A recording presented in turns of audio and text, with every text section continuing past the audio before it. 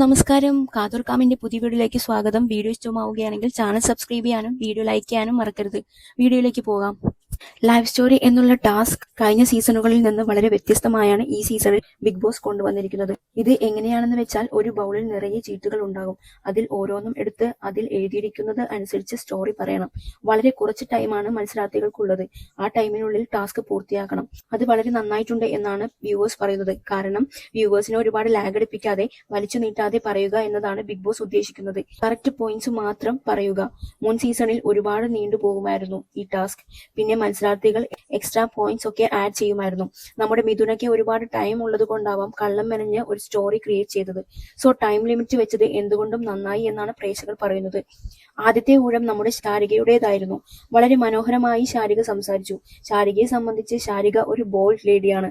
Serial നായികമാരെ പോലെ drama കളിയോ കരച്ചിലോ പിഴിച്ചിലോ ഒന്നും തന്നെയില്ല. ശാരികയുടെ സംസാരത്തിൽ നിന്ന് തന്നെ വ്യക്തമാണ്, തികച്ചും സത്യമായ കാര്യം മാത്രമാണ് ശാരികയുടെ ലൈഫ് സ്റ്റോറി എന്നുള്ളത്.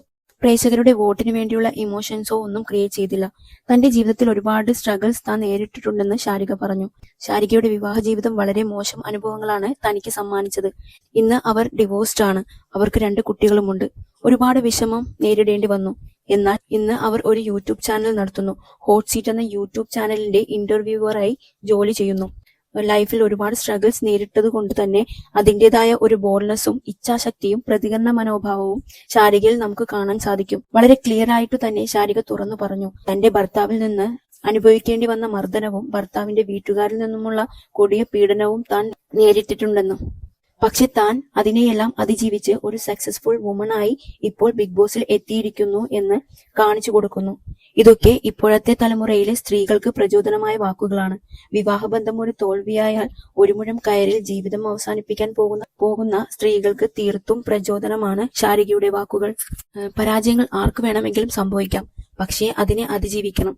ഒരു പരാജയം വരുമ്പോൾ ജീവിതം തീർക്കാതെ അതിനെ സർവൈവ് ചെയ്ത് മുന്നോട്ട് വരണമെന്നുള്ള ഒരു പ്രചോദനം ശാരികയുടെ വാക്കുകളിലുണ്ട്. ഉറപ്പായിട്ടും നമുക്ക് പറയാം ശാരിക ഒരു സ്ട്രോങ് ലേഡി തന്നെയാണെന്ന്.